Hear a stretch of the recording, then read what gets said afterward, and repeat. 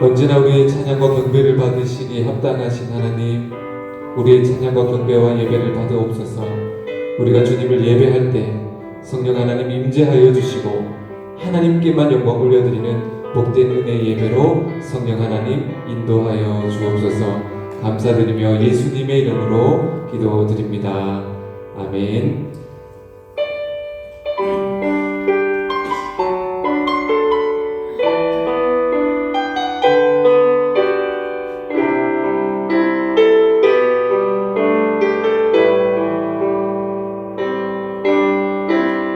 마음속에 어려움이 있을 때, 마음속에 어려움이 있을 때, 마음속에 어려움이 있을 때, 마음속에 어려움이 있을 때, 주님 내게 먼저 오사 내 맘을 만지고 주님 앞에 나올 수 없을 때, 주님 앞에 나올 수 없을 때, 주님 앞에 나올 수 없을 때, 주님 날 먼저 안으시네. 그럼에도 불구하고 날 사랑하시는 내 하나님의 사랑은 나의 모든 걸 넘고, 그럼에도 불구하고 날 안아주시는 내 하나님을 부를 때 아버지라 부르소. 마음속에 어려움이 있을 때, 마음속에 어려움이 있을 때, 마음속에 어려움이 있을 때, 주님 내게 먼저 오사 내 맘을 만지고 주님 앞에 나올 수 없을 때, 주님 앞에 나올 수 없을 때, 주님 앞에 나올 수 없을 때, 주님 날 먼저 안으시네. 그럼에도 불구하고 날 사랑하시는 내 하나님의 사랑은 나의 모든 걸 덮고, 그럼에도 불구하고 날 안아주시는 내 하나님을 부를 때 아버지라. 그럼에도 불구하고 날 사랑하시는 내 하나님의 사랑은 나의 모든 걸 덮고, 그럼에도 불구하고 날 안아주시는 내 하나님을 부를 때 아버지라 부르소.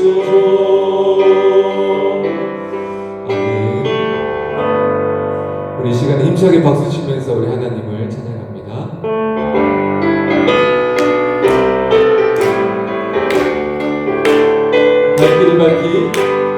갈 길을 밝히 보이시니 주 앞에 빨리 나갑시다. 우리를 찾는 그 주 예수 곧 오라 하시네. 죄악 벗으리 영혼이 기뻐 뛰며 주를 보겠네. 하늘에 계신 주 예수를 영원히 섬기리라는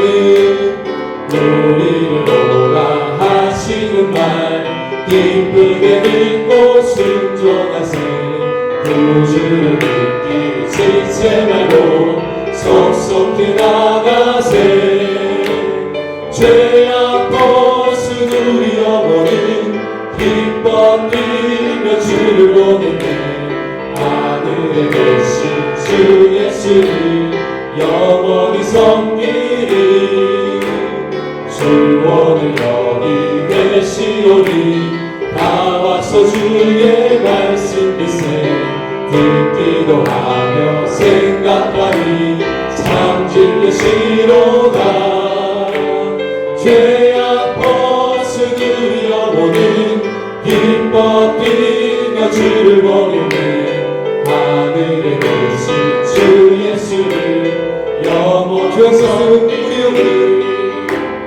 죄악 벗은 우리 영혼은 기뻐 뛰며 주를 보겠네. 하늘에 계신 주 예수를 영원히 나와서 찬양해. 사랑을 주신 주 찬양해.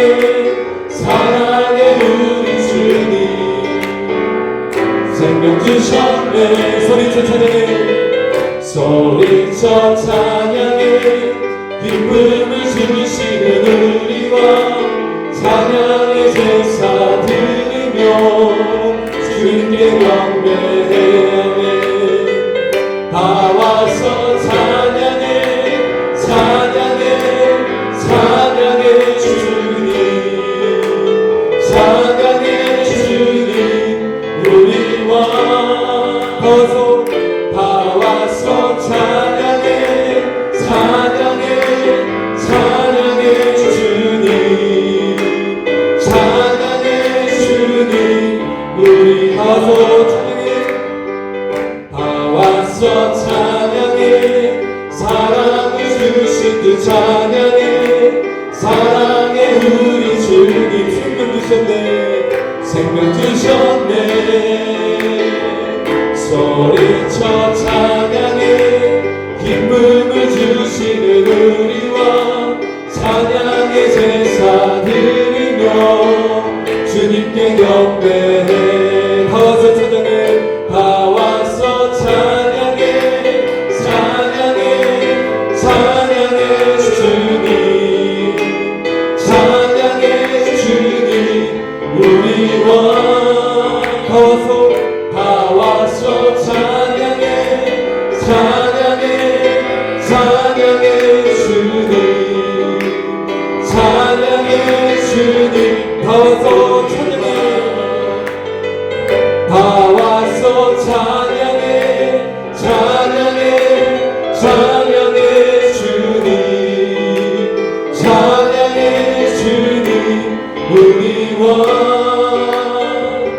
나와서 찬양해. 찬양해. 찬양해 주님. 찬양해 주님.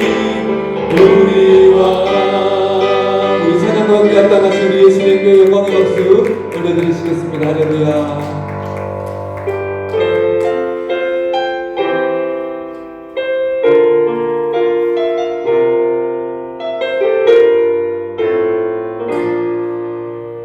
나는 하나님을 예배합니다. 나는 하나님을 예배하는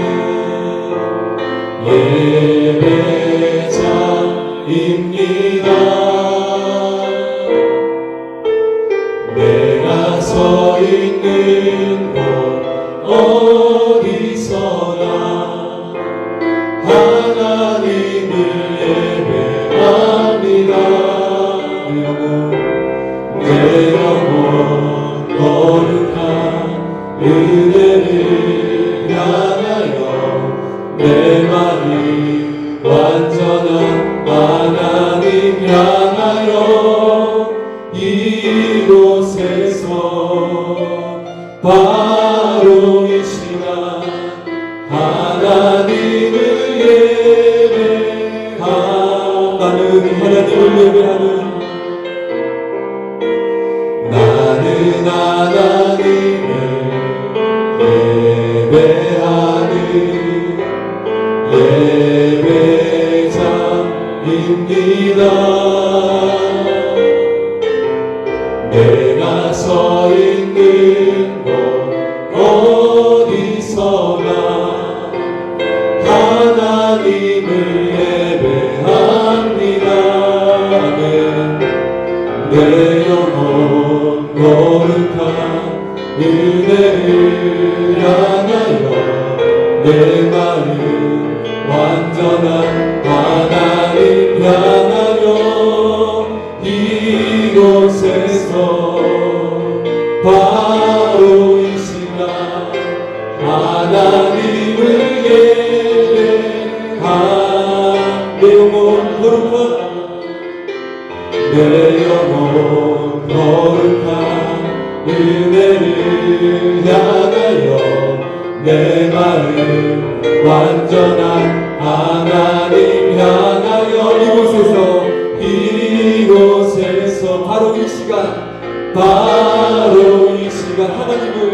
하나님을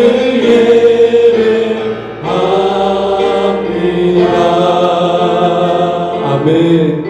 이 시간 하나님 앞에 간절한 마음을 가지고 기도하겠습니다. 코로나로 인해서 우리가 함께 모여서 예배하지는 못하지만은 하나님 각 처소마다 성령의 불로 성령의 생수로 우리를 채워주시고 우리의 목마름을 기가를 해결하여 주시옵소서. 우리가 주의 얼굴을 구하며 간절하게 주님을 부르짖을 때에 성령님 우리 각 가정마다 임재하여 주심으로 우리가 살아나기를 원합니다. 우리가 그 말씀 가운데 변화되기를 원합니다. 그 말씀을 아멘하고 나아갈 때 오늘 목사님 말씀을 통해서 우리가 살아계신 하나님을 경험하고 나아가는 복된 예배가 되게 하여 주옵소서. 간절히 예수 이름을 찾으면서 한 시간 말씀으로 들어가시겠습니다. 주여 주여 주여 할렐루야. 사랑의 하나님 아버지 우리에게 오늘도 생명의 말씀으로 이 복된 예배자리로 인도하여 주시니 감사와 찬양과 영광을 올려드립니다. 성령 하나님 이 시간 우리 가운데 임재하여 주셔서 우리가 하나님 앞으로 주는 주의 영광 안에서 온전한 하나님의 임재를 들어가기를 원합니다. 하나님 오늘의 말씀을 증거하는 목사님 가운데 성령님 역사하여 주시옵소서. 말씀 한절하고 우리의 신령을 지나주시는 하나님 놀라는 말씀 성령의 말씀으로 우리 가운데 하나님 들려주시고 인도하여 주시옵소서.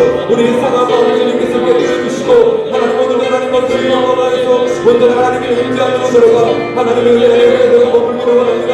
오늘 우리에게 주님의 말씀 가운데 주님 아버지 인도하여 주시옵소서. 사랑이 많으신 예수님 오늘 이 사랑을 우리가 경험하기를 원합니다. 오늘 하나님의 은혜를 우리가 경험하기를 원합니다. 주님 우리 가운데 역사하여 주시옵소서. 주님 오늘 우리한테 말씀하여 주시옵소서. 그 말씀 먼저 우리가 아멘으로 기도하며 나아갈 때에 우리 삶이 변화되기 원합니다. 우리 육신의 질병이 치유되기를 원합니다. 우리 놀라운 하나님 아버지 주님의 성령의 자리로 들어가기를 원합니다. 지성소 안으로 들어가기를 원합니다. 주님 역사하여 주시고 인도하여 주시고 우리 삶 가운데 놀라운 은혜를 부어주시고 하나님 아버지 인도하여 주시옵소서. 하나님 하나님과 성령에 들어가는 화전들이 많습니다. 주님 우리 무릎 꿇고 발끝까지 예수님의 십자가 모여를 넣어주셔서 모든 질병이 치유되게 하여 주시고 모든 상한 심리를 위로받게 넣어주시고 오늘 예배 가운데 하나님 아버지 놀라운 하나님 아버지 치유의 길을 보이시니 하나님 아버지 회복의 역사들이 하나님 우리 예배 가운데 하나님 아버지 일어나기를 원하니 주여 역사하여 주시고 인도하여 주시고 주님 앞에 하나님 예배하는 모든 예배자들에게 살아계신 하나님을 경험하는 복된 예배로 하나님 아버지 인도하여 주시옵소서. 이 모든 말씀 살아계신 예수님의 이름으로 기도드립니다. 아멘. 살아계신 하나님 아버지, 하나님은 살아계시고 우리의 모든 것을 다스리시고 통치하시는 하나님인 것을 믿습니다. 여러분 우리가 현재의 상황들을 맞이하지만 하나님은 이걸 향한 하나님의 계획을 있으시고 또 하나님의 위대한 계획들이 또 하나님의 선하신 계획들이 있는 줄 믿습니다. 그러므로 지금 있는 자리에서 하나님의 얼굴을 구하고 하나님을 찾으며 하나님만을 의지하며 모든 것을 내려놓고 오직 주 앞에 경배하며 나갈 수 있는 우리가 될 수 있도록 하나님 인도하여 주시옵소서. 내 이름으로 일컫는 내 백성이 그 악한 길에서 떠나 자기를 하나님 앞에 올려드리며 낮추어져서 자신을 낮추고 하나님께 기도하며 하나님께서 들으시고 그 죄를 사하시고 그 땅을 고친다 주께서 말씀하셨사오니 하나님 우리가 겸손하게 주 앞에 기도하오니 하나님 우리의 기도를 들으시고 이 땅에 있는 모든 창궐한 바이러스가 완전히 다 사멸되어지게 하여 주시고 이 땅이 고침받을 수 있도록 인도하여 주시옵소서. 이 온 땅 가운데 주의 영광이 가득하기를 간절히 원합니다. 모든 교회마다 이 나라 구석구석마다 전 세계 열방 가운데 하나님의 영광이 크게 하나님이 강하게 임하기를 간절히 원합니다. 그래서 이 온 땅이 축복을 받게 인도하여 주시고 하나님의 살아계심이 드러날 수 있도록 인도하여 주시옵소서.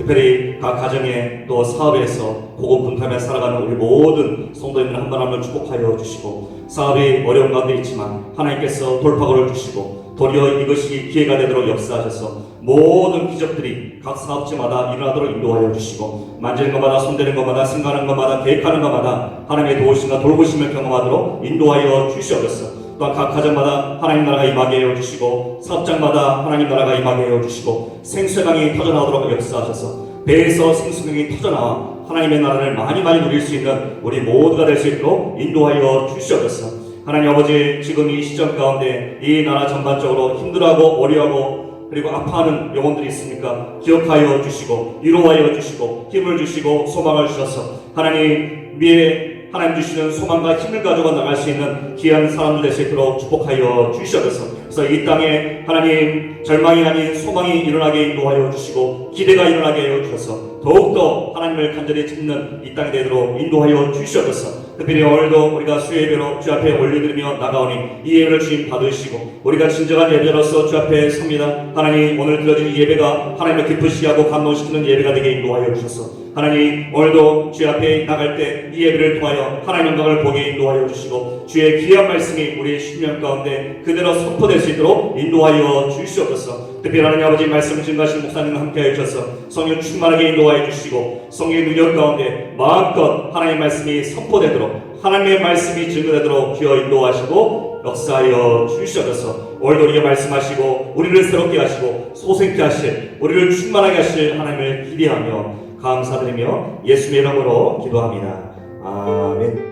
예, 감사합니다. 오늘 같이 나눌 말씀은 누가복음 13장 1절에서 9절까지 말씀입니다. 누가복음 13장 1절에서 9절까지 말씀을 제가 읽도록 하겠습니다.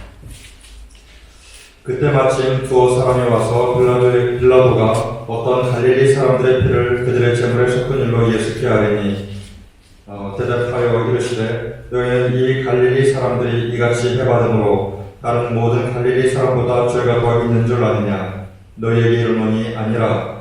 너희도 만일 회개하지 아니하면 다 이와 같이 망하리라. 또 실로암에서 망대가 무너져 치어 죽은 18사람이 예루살렘에 간 다른 모든 사람보다 죄가 더 있는 줄 아느냐? 너희에게 이르노니 아니라. 너희도 만일 회개하지 아니하면 다 이와 같이 망하리라. 이에 비유로 말씀하시되 한 사람이 포도원에 무화과 나무를 심은 것이 있더니 와서 그 열매를 구하였으나 얻지 못한지라.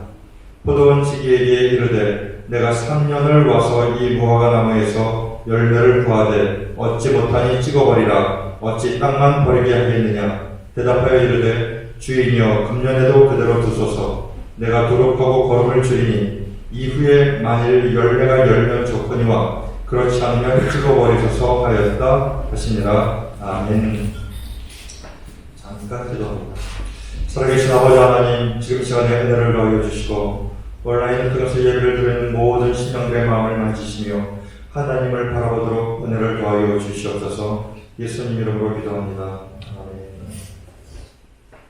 아멘. 하나님께서는 개인들의 일에 대해서 무관심하지 않으시고 관심을 보이시고 주의를 기울이십니다.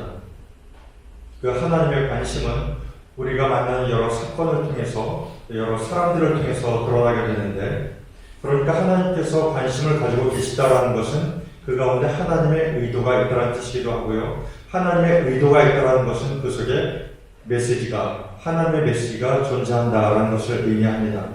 그래서 지금 내가 가진 많은 일들, 사건들은 그저 어쩌다 우연히 만난 것들이 아니라 하나님의 세밀한 계획과 인도하심 가운데 하나님께서 허락하신 사건들일 때가 굉장히 많다는 것이죠.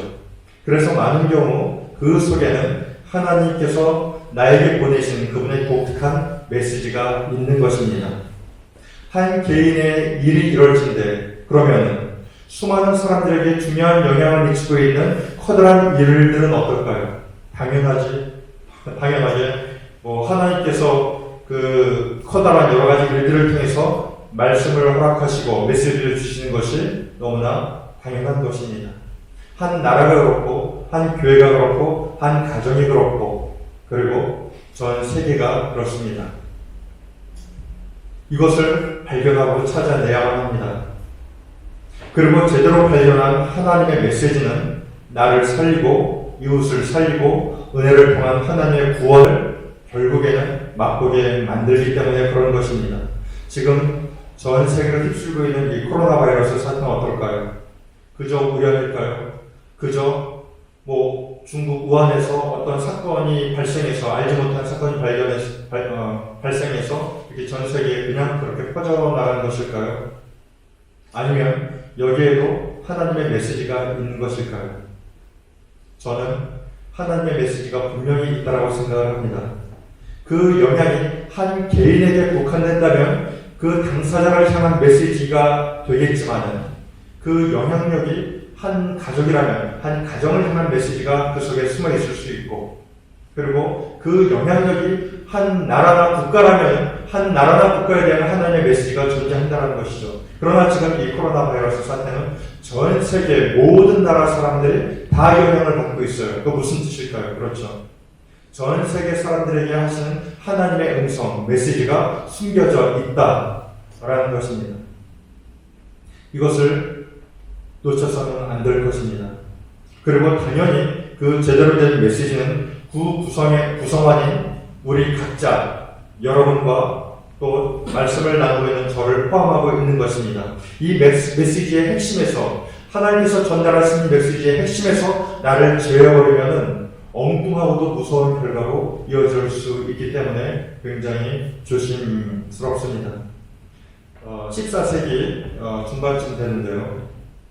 그때도 그 유럽의 전염병이, 흑사병이 그 유럽 전역을 휩쓸었던 적이 있었습니다. 흑해 북쪽에 제네바 무역기지에 전염이 되기 시작했는데 불과 4년이 못 돼서 유럽 전역으로 퍼져나가고, 이것 때문에 유럽 인구의 3분의 1이 죽임을 당하게 됩니다. 당시 급속한 도시의 발달로 인한 밀집 인구를 감당할 만한 위생시설이 없었었고, 또 바이러스에 대한 지식이 전무했었기 때문에 사람들은 병증을 제거하기 위해서 피를 뽑는 것이 유일한 해결책이라고 믿었고, 그렇게 여러 사람들이 피를 뽑는 것으로 그 바이러스에 대한 대항을 하고 있었습니다. 그러나 경제에 살을 찢어 피를 내는 치료법은 병을 더욱 확산시켰고, 더러운 환경 그리고 잘못된 지식 때문에 전 유럽은 공포에 휩싸여 갔습니다.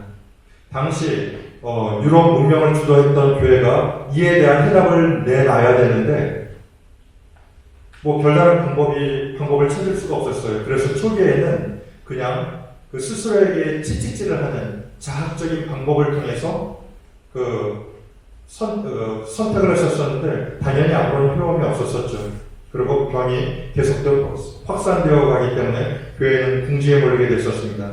사람들은 답을 원하고 교회에는 그것을 마땅히 해결해 줄 수 있을 만한 지식이 그 당시 사람들에게는 없었고, 사실은 있었죠. 성경 안에 있기 때문에 제대로 발견하면 제대로 대답해 줄 수가 있었었는데도 불구하고 그것을 찾을 만한 그 영적인 여력들이 그 당시 사람들에게는 없었던 것으로 보여집니다. 재앙의 원인을 다른 데서 찾다가 결국 내놓은 해답은 이런 것이었어요.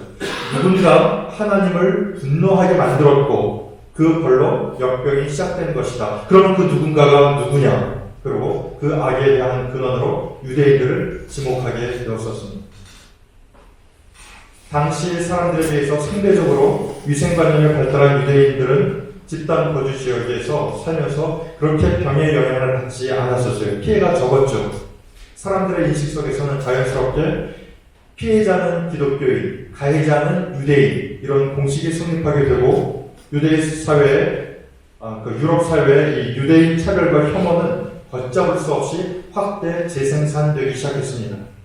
15세기 중엽부터 유럽 교회는 유대인들을 그 유럽 대륙에서 추방하고 포용이 아닌 배제와 혐오를 바탕으로 한 억압을 선택을 했었습니다. 나름대로 근거는 있어요. 나름대로 이유는 있어요. 하지만 나름대로의 근거와 이유가 있다고 해서 그것이 괜찮은 것은 아닌 것입니다. 어떤 일들을 할 때 어떤 사람이 얘기를 해요. 이 일을 할 만한 근거가 있다, 이유가 있다 라고 얘기하지만 그것이 정말 괜찮은가 하면 그렇지 않다라는 것이죠. 당시 중세의 유럽 교회가 그런 잘못을 범했던 것이었습니다. 전염병 자체에 대한 대응보다는 전염병의 의미에 대한 삐뚤어진 해석, 이것은 늘 배제와 혐오를 만들어내게 되는데요. 배제라는 것은 존재하는 것을 함께 존재하지 않도록 없애버리는 것이 배제고, 혐오라는 것은 없애고 배제했던 존재가 그것을 인식할 때 드러나는 어떤 반응과도 같은 그런 것입니다. 물론 구약의 예언자들도 어떤 그 문제들이 있을 때, 사회에 대한 문제들이 있을 때 하나님께서 하셨다는 것을 이야기를 했었어요. 그러나 이 사람들은, 이 구약에 있는 선지자들은 하나님이 어떤 분인 줄 알고 인간이 어떤 존재인지를 알았기 때문에 믿음으로 제대로 반응을 했었었죠. 그래서 질병과 혼란 앞에서 그 고난이 하나님을 거역한 대가임을 선포하고 그 원인을 다른 데서 찾은 것이 아니라 하나님과 사람과의 관계 속에서 찾기 시작합니다. 그래서 사람이 하나님 앞에 어떻게 나가야 될 것인가, 이것을 통해서 하나님께서 그 자비를 베푸시고 그들을 구원할 것을 사람들에게 촉구하고 하나님 앞에 기도하기 시작했던 것이죠. 그래서 회개를 통해서 마음을 새롭게 하는 것이 중요한 것입니다. 그래서 바른 예배의 회복이 중요한 것입니다. 그러나 중세 교회는 구약의 예언자들이 전한 메시지의 핵심 속에서 알맹이를 쏙 빼버리고 그 자리에 자신의 죄가 아닌 이교도와 유대인들을 집어넣어버리고 말았었던 것입니다. 하나님의 분노를 등장한 혐오의 시대가 시작된 것이죠. 여러 재해나 혼란의 원인을 찾아내서 그 대상을 타자화하기 시작하면 그것을 대신하는 것은, 그 다음에 따라오는 것은 광기입니다. 그래서 그 당시 유럽 교회가 굉장히 많은 사람들을 학살하고 죽이게 된 것이었죠.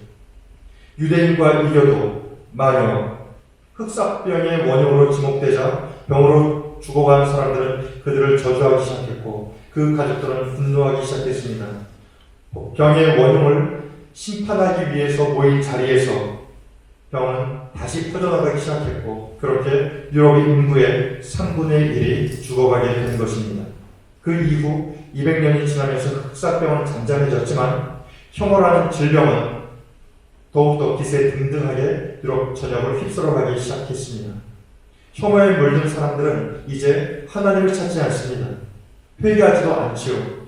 바른 믿음에 근거한 합리적인 이유를 더 이상 찾으려 하지도 않았고 당시 병들었던 교회는 그렇게 또 다른 질병인 혐오를 키움으로써 가까스로 지탱해 나가고 있었던 것이었습니다. 하나님께서 루터를 통해서 기억을 하지 않을 수가 없는 그런 상황을 스스로 자초하게 된 것입니다. 혐오를 내버려두면 그 혐오는 삐뚤어진 관념으로 연결이 되고 그 관념을 방치하면 그 관념을 바탕으로 괴상한 논리가 형성이 되기 시작합니다. 그리고 그 논리가 힘을 키우면 수치스러운 역사로 이어질 수밖에 없는데 기독교의 역사에서 이것은 너무나 자주 찾아볼 수가 있습니다. 중세가 만든 이 혐오의 역사는 교회의 부끄러운 역사인 십자군 전쟁으로 연결이 되고 또 수많은 사람들이 죽어간 영국과 프랑스의 전쟁, 신교와 구교 간의 전쟁으로 이어지고 현대에는 미국의 이라크 전쟁, 테러리즘 그런 것들의 뿌리가 된 것입니다. 우리가 어려운 상황을 만날 때 하나님께서 우리에게 원하시는 것은 그 어려움의 이유를 먼저 외부에서 찾기보다는 각자의 내면, 특정지어 말하면 나와 하나님과의 관계를 돌아보기를 원하세요. 늘 거기서부터 문제의 해결점이 있고 문제의 시작점이 있는 것입니다. 오늘 본문에서 나타나는 이 두 가지 사건에 대한 예수님의 대답이 그것을 보여줍니다. 첫 번째 사건은 어떤 갈릴리 사람들이 성전에서 제물을 드리다가 빌라도에게 그 자리에서 죽임을 당하여서 자신들의 피가 제물의 피가 섞여버린 아주 끔찍한 사건이었습니다. 갈릴리에서부터 왔으니까 꽤 멀리서 왔죠. 하나님 앞에 예배드리러 제사드리러 와서 성전에서 제사를 드리는 것입니다. 그런데 이것이 끔찍하고 비극적인 이유는 유대인들에게는 이 사건이 너무나 모독적이고 충격적이었기 때문에 그런 것이에요. 마치 이런 거예요. 우리나라 일본에게 나라를 빼앗겼었을 때 다들 예배를 드리고 있는데 일본 순사가 예배당을 박차고 들어옵니다. 예배 중인데 그리고 나서 이 중에 독립군이 있다라고 사람들을 한쪽으로 몰아세우고 사람들을 어떤 사람들을 특정 지역에서 그 사람을 그 예배 자리에서 죽이는 것과 같은 그런 사건하고 비슷하게 생각하시면 될 것 같습니다. 예배가 반야가 되고 거룩한 하나님의 예배가, 그럼 하나님은 도대체 살아계신가? 예배가 이렇게 방해되는데 하나님은 뭐하고 계시나? 도대체 우리는 어떻게 해야 될 것인가?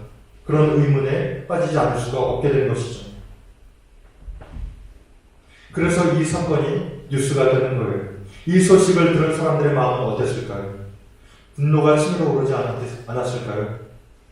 감히 우리를 그런 식으로 대하다니, 감히 하나님 앞에 예배를 드리는데, 피해 제사를 드리는데, 그 제물의 피하고 제사 드리는 사람들의 피를 섞어버리다니, 순전을 더럽히고 제사를 모독하다니, 이럴 수가 있는가?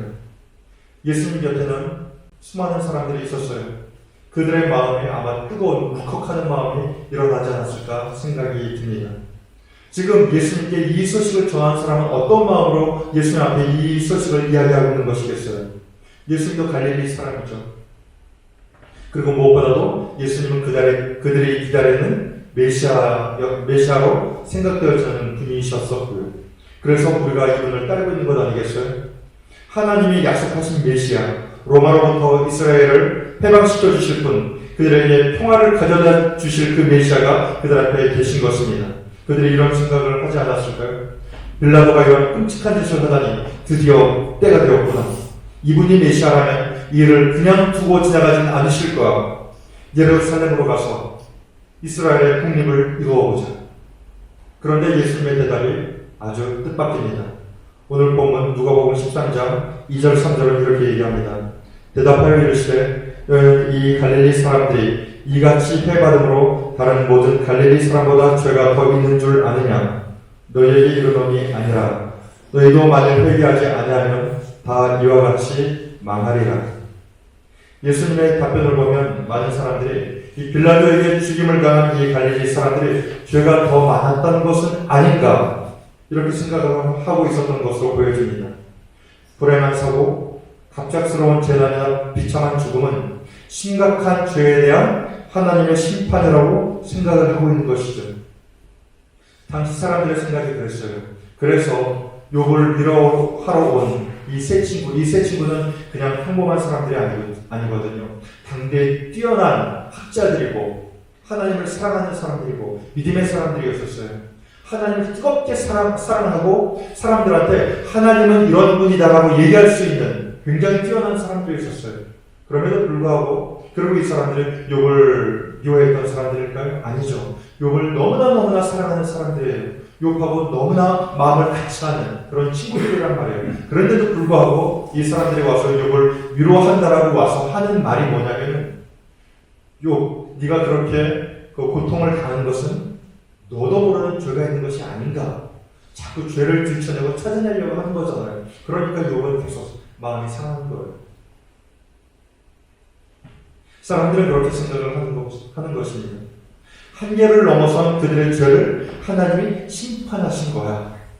우리가 여기서 좀 제대로 살펴봐야 될 것은 심판과 경고입니다.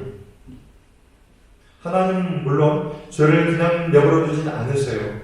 결국에는 심판하세요. 그러나 심판하시기 전에 언제나 경고를 하십니다. 근데 그 경고의 내용이 굉장히 확정적이죠. 하지만 그럼에도 불구하고 하나님께서 경고하신 것은 경고를 통해서 이스라엘이, 하나님을 사랑하는 사람들이, 무슨 사람들이 하나님께로 돌아오기를 바라시기 때문에 경고를 하는 거예요. 심판이 목적이라면 경고가 필요가 없습니다. 그냥 심판하면 돼버리거든요. 경고할 필요가 없어요. 심판이 목적이라면. 근데 그럼에도 불구하고 너희가 이렇게 죄 가운데 있으면 이런 그 벌을 당할 것이다 라고 경고하시는 이유는, 이 말은 틀림없이 이루어질 것이다 라고까지 이야기하면서 경고하신 이유는, 그것이 하나님의 마음은 사람들의 심판에 이르지 않는 것을 원하시기 때문에 그러는 거예요. 하나님께서는 모든 사람들이 심판에 이르지 않기를 원하세요. 그래서 경고하시는 것입니다. 그래서 경고를 경고로 알아들어야 되고 심판을 심판으로 알아채는 지혜가 필요한 것이죠. 재난이나 사고를 당한 사람들을 위로하기보다는 많은 사람들이 정죄하기가 쉽습니다. 그 당하는 고통은 죄의 결과에 따른 심판이라고 얘기하는 것이죠. 여기에 대해서 예수님께서 말씀하시는 것입니다. 너희에게 이르노니 아니라는 거예요. 그런 것이 아니라는 거예요. 예수님은 이런 생각이 잘못된 것임을 말씀하십니다. 어떤 사람이 사고를 당하거나 갑자기 죽음을 맞이한다고 해서 그것을 하나님의 심판이라고 할 수가 없는 것입니다. 우리는 알 수가 없습니다.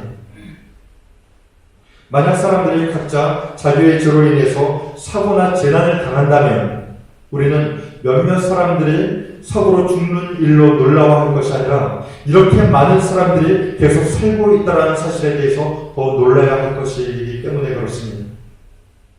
예수님은 당시 사람들의 잘못된 생각을 일깨워 주시면서 추가로 하나의 사건을 더 언급하시죠.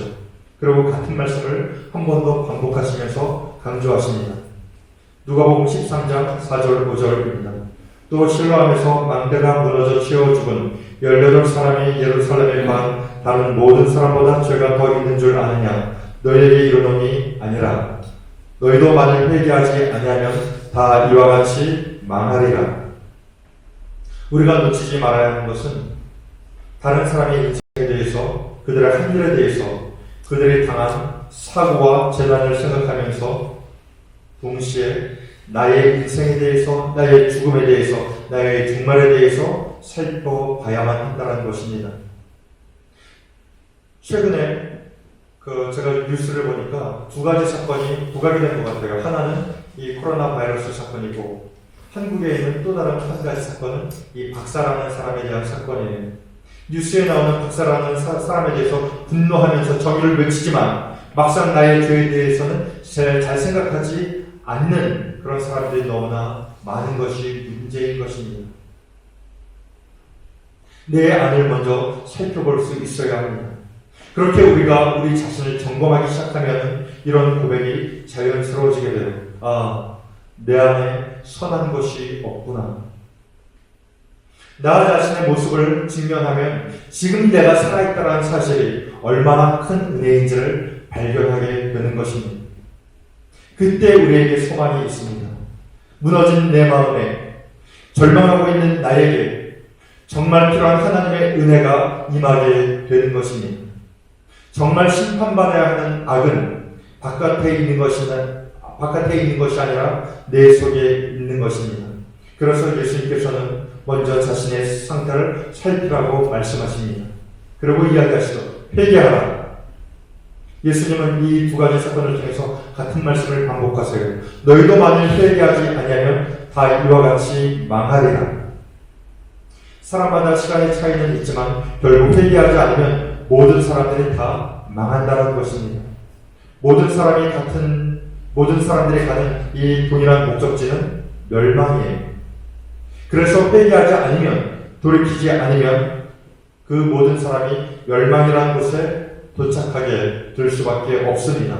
어떤 사람은 뜻하지 않는 사고로 조금 더 일찍 가고, 또 어떤 사람은 조금 오래 살다가, 또 심지어 어떤 사람은 조금 오래 살면서 하고 싶은 거 하고 나름대로 누릴 거 누리다가 조금 늦게 그 멸망이라는 곳에 도착할 수밖에 없다는 것이 인생의 모습입니다. 그 결국은 다 같다는 것입니다. 그래서 정말 중요한 것은 회개하지 않으면, 돌이키지 않으면 그 영원한 멸망을 만나게 된다는 것이죠.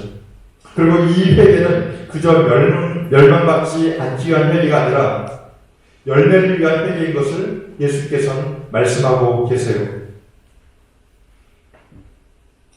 예수님께서 그 한 가지 비유로 이것을 설명하셨는데 이런 것이에요. 포도원에 무화과 나무가 심겼어요. 이것도 조금 이상해요. 포도원이기 때문에 포도나무가 심겨야 되는데 거기 무화과 나무가 심겼어요. 그러니까 열매를 맺으려면 시간이 걸릴 수 있는 상황이라는 뜻이 되겠죠. 그런데 포도원 주인이 생각하기에 그 적당한 시간이 지났는데도 불구하고 이 무화과 나무가 열매를 맺지 못해요. 그저 땅만 차지하고 쓸모없는 그런 무화과 나무로 보여줄 수밖에 없습니다. 무화과 나무를 베어버려야 되겠다. 했더니 포도원 지기가 이야기합니다. 좀 1년만 참아주세요. 주어진 기한은 1년입니다. 1년이라는 기한이 주어졌어요. 1년 동안에 내가 거름도 주고 두로 파고 이 열매를 맺도록 해보겠습니다. 그 후에도 열매가 없으면 그때는 찍어버리소서. 여기서 그 포도원 주인이 원하는 것이 무엇일까요? 열매죠. 열매. 그리고 이 여기에 주어진 기한은 1년이라는 한정된 시간이라는 것입니다. 그래서 이런 재난을 당해서 직접적으로 간접적으로 접하고 보는 모든 사람들이 생각해야 될 것은 무엇이냐면 나에게는 한정된 시간이 주어졌다는 것입니다. 이 한정된 시간 안에 해야 되는 것은 열매를 맺는 거예요. 어떤 열매일까요? 포도원 주인이 원하는 열매.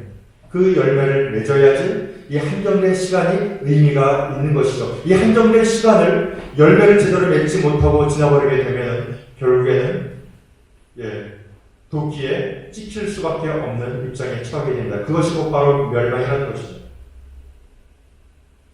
우리가 이 코로나 사태를 보면서 어떤 사람들은 이렇게 얘기해요. 이것은 하나님의 심판이다. 근데 제가 볼 때는 아직 심판까지는 아닌 것 같아요.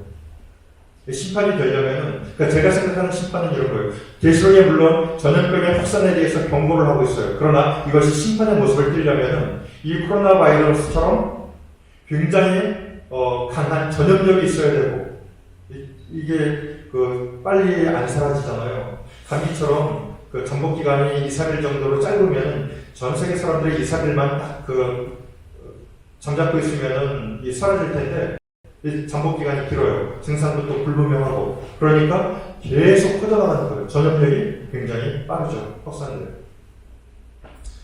하지만 이것이 심판으로 연결이 되려면 치명률도 그 정도로 높아야죠. 전염력이 강력하고 치명률이 굉장히 높으면 그것은 계시록에 나타난 심판의 모습하고 굉장히 흡사합니다. 그때는 심판이라고 이야기할 수가 있어요. 그러나 지금 이것은 전염력이 크지만 치명률이 그렇게 높은 것이 아니기 때문에 물론 많은 사람들이 죽어서 굉장히 안타깝고 슬프지만 그럼에도 불구하고 이것은 아직 하나님의 심판은 아닌 것입니다. 그러면 무엇일까요? 그렇죠. 경고지요. 이 심판이 이르기 전에 경고한다는 것은 곧 심판이 있다는 것을 의미하고 있는 거예요. 그래서 이것을 어떻게 경고로 받을 것인가? 이것을 경고로 받지 못하고 그저 좋은 마음으로, 물론 좋은 마음으로 하는 거예요. 좋은 마음으로 옆에 있는 사람들을 불쌍히 여기고 또 도와주고 그렇게 하는 것은 당연히 필요해요. 그러나 그렇게 하면서 동시에 우리가 가져야 될 것은 이 경고로 받아야 된다는 거예요. 놓치면 안 되는 것입니다.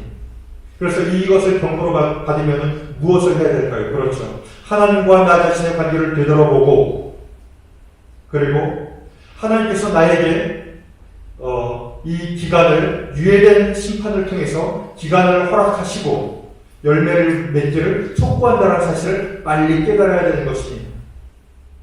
그래서 우리는 살아야 됩니다. 그러나 이 사는 것이 그냥 내가 원하는 대로 살기 위해서 사는 것이 아니라 내가 지금까지 하나님께서 원하신 열매를 제대로 맺지 못했다라는 자각을 가지고 하나님을 위해서 제대로 살아야 되는 것이 필요하다는 것입니다.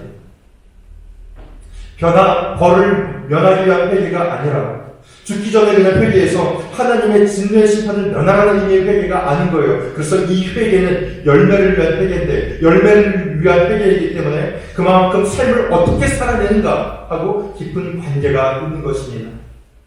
하나님께서 원하신 대로 삶을 살아내야 되고 옆에 있는 사람들을 구원하고 살리기 위해서 살아내야 되고 그리고 하나님의 뜻을 이루기 위한 하나님의 나라를 살아내야 되는 그런 책임이 믿는 사람뿐만 아니라 믿지 않는 모든 사람에게도 하나님께서 허락하고 계신 것입니다. 그래서 귀 있는 사람은 이것을 듣고 하나님 앞에 나가서 믿는 사람의 하나님께서 유예하신 심판 가운데 제대로 된 삶을 살아낼 것이고 여전히 이것을 제대로 그 의미를 파악하지 못한다면 그저 지나가면 잠잠해지겠지. 잠잠해지면 내가 하지 못했던 것 마음껏 해봐야지. 지금 여행 갈 수 없게 다 길들이 막혔으니까 좀 잠잠고 참고 있다가 다시 잠잠해지면은 그때 여기저기 여행 다니면서 하고 싶은 걸 해야지. 그 정도 가지고는 안 된다는 거예요. 그렇게 생각하면 안 된다는 것입니다. 이것은 분명한 하나님의 경고예요. 아직 심판에 이르지 않았지만 하나님께서 이것을 통해서 전 세계 사람들에게 말씀하고 계시다. 전 그렇게 믿습니다. 그래서 이것을 그냥 잠자코 지나가기를 앉아서 기다리고만 있는 것이 아니라 또 너무 호들갑 떨면서 공포 분위기를 조성할 것도 아니고 하나님 앞에서 내 모습은 어떤지, 우리의 가족은 어떤지, 우리 교회는 어떤지, 우리 나라는 민족은 어떤지 살펴보고 하나님께서 원하시는 것에 대해서 마음을 들이고 그렇게 이 시기를 이겨내고 극복해야 될 것입니다. 그 귀한 은혜가 지금 이 인터넷을 통해서 예배드리는 모든 분들에게 그리고 이 자리에 있는 이 모든 분들에게 임하기를 예수님의 이름으로 축원합니다. 제가 잠시 기도하겠습니다. 살아계셔 역사하신 아버지 하나님, 은혜를 더하시고 붙들어 주시옵소서. 우리에게 지혜를 더하시고 하나님의 마음을 더하셔서 이 어려움의 시기를 믿음으로 잘 극복해내도록 도와주시옵소서. 이제 우리 이렇게 같이 기도하도록 하겠습니다. 하나님 도와주시옵소서. 나를 붙들어 주시옵소서. 아버지 하나님, 이 어려움 가운데 내가 무엇을 생각하고 있습니까? 내가 어떤 것을 바라고 있습니까? 아버지 하나님 마음을 들게 하여 주시고 하나님을 생각하게 하여 주시고 아버지께서 원하시는 것에 마음을 들이며 이 어려움의 시기를 극복해내게 하여 주시고 나만 혼자 이 어려움의 시기를 이겨내는 것이 아니라 내 옆에 있는 사람들과 손을 잡고 같이 이겨내도록 나를 붙들어 주시옵소서. 주의 이름을 같이 기도합니다. 주여 주여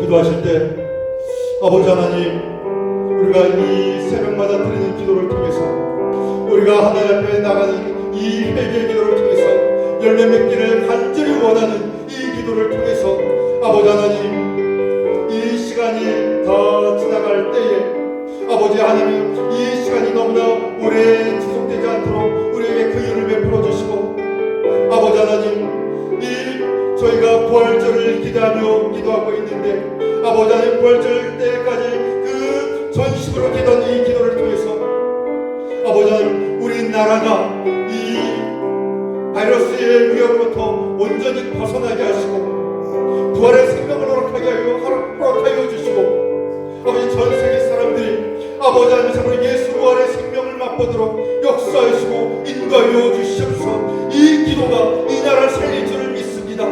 이 기도가 아버지 하나님 모든 어려움에서부터 참다운 소망과 희망을 전달해 줄 믿습니다. 살리는 기도가 될 줄 믿습니다. 하나님 역사해 주시고 붙들어 주시옵소서. 다같이 주의 부름을 같이 기도하도록 하겠습니다.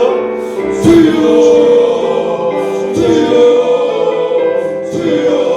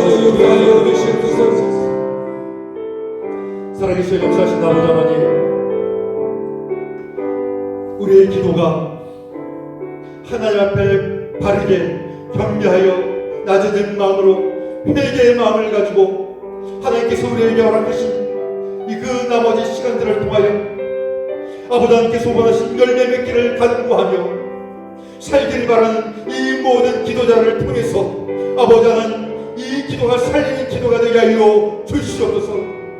이 기도를 통하여 내가 살아나기를 원합니다. 이 기도를 통하여 우리 가정이 살아나기를 원합니다. 이 기도를 통하여 우리 교회가 살아나고 이 지역이 살아나고 이 나라가 살아나기를 원합니다. 이 기도를 통하여 전 세계가 살아나기를 원합니다. 그래서 영광의 부활을 맛보게 하여 주시옵소서. 그 부활의 예수 그리스도를 기대하게 하여 주시고 아버지 하나님의 영광을 보고 아버지 하나님 앞에 다 나아가는 믿음의 사람들이 다 되도록 역사하여 주시옵소서.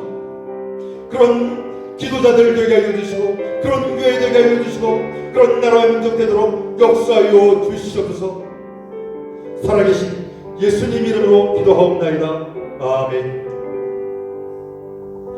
이제는 우리 주 예수 그리스도의 무한하신 은혜와 아버지 하나님의 극진하신 사랑과 성령 하나님의 그 세밀한 교통하심과 강력한 역사하심이 이제 하나님 앞에 마음을 들며 우리에게 주어져 있는 삶을 아버지께서 원하시는 열매 맺기를 위하여 힘쓰고 애쓰며 옆에 있는 사람들을 위해서 손을 잡아주고 위로해주고 격려해주며 함께 하나님의 나라를 만들어가기 원하는 모든 심령 가운데 모든 가정 가운데 그렇게 기도하며 나가는 모든 교회 가운데 전 세계 위에 이제로부터 영원까지 함께 계실지어다. 아멘.